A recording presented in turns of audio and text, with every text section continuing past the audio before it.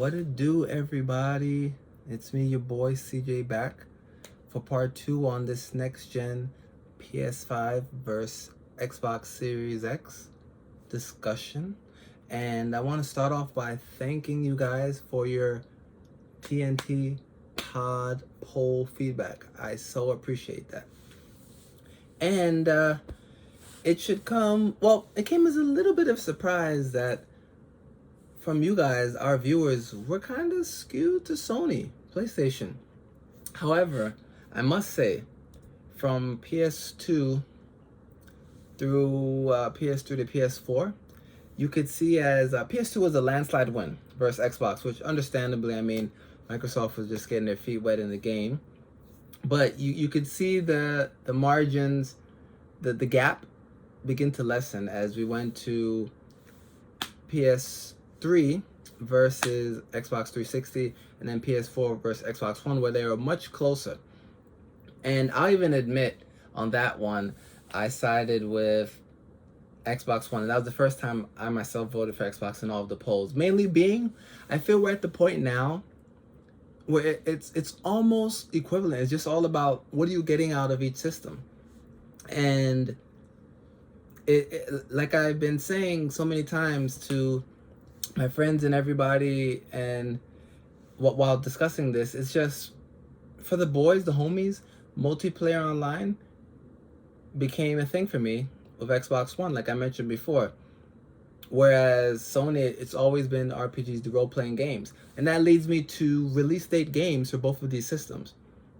Because what I want to really mention for this segment is the emergence, or more so presence, of PC gaming, because it's not new, it's been around. And I think that's changing the landscape right now. Because if you look through the history of this competition, you think back to when Nintendo snuck in there with Wii, and that really was the winner of that generation of next gens. Right now, PC gaming might walk away the winner in this generation of the competition. Why? Because so many people are doing it. I mean, Dan's talking about converting to PC gaming. And when you look at, for example, Microsoft, their titles, most of, not all, available on PC. So Xbox is always really known for exclusives that aren't necessarily exclusives because you can find them in other systems.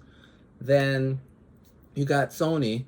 So everyone's talking about Spider-Man Miles Morales, right? Because God of War is not coming out until 2021. Same way for on the Xbox side, the new Halo is not a launch release title. So there's not really anything, monumental exclusive wise for release day. And I was always like, Sony, I gotta get it because I need that Spider-Man. But I can get it on the PS4 and still play it on that. So it's really just about the loyalty, the specs, and just the prestige of kind of having it on release. So if you can't get one of the next gens on release, I mean, don't, beat yourself up about it. You get it in 2021. And you probably have a friend or two or three or a family member talking about, man, I'm just going to go to PC gaming. I'm not going to knock that. I mean, it's an investment. Personally, I think you're doing long term. And I mean, we all know competitively, a lot of people rock with the PC gaming and whatnot. I just feel, for me, my gaming system's always been an entertainment system. And it's funny because ironically, just today, like, I'm talking to Maki, and it's like she finds an old CD she wants to play. I'm like, babe, well, let's just play. She's like, how are we gonna play it? Because most computers now don't have disc drives. I'm like, yo, throw it in the PS4. I mean, ironically, this disc was like a little outdated, probably copied. It didn't recognize on it, so it's kind of defeating my point.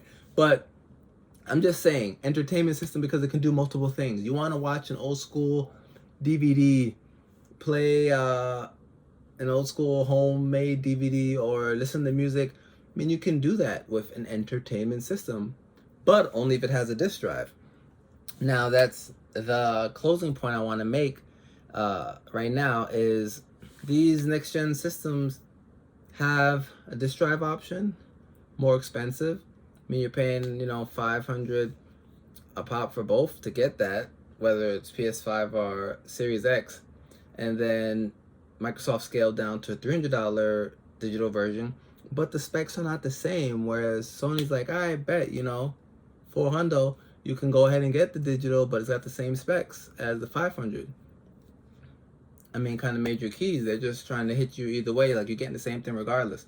I don't really know why Microsoft would switch that up a bit, but I mean, it's a corporation. Microsoft does a lot more. I guess they were thinking differently. I don't know. I can't rationalize that crap. Point is, I myself want a disk drive because for me, it's about an entertainment system.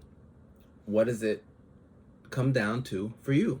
And that should drive your decision if you're purchasing for yourself and or for a child, a sibling, you know, a partner, whatever. So just keep that in mind, and just remember that years from now when we have the debate of who won this generation, it could very well be PC gaming, because digital version is essentially that.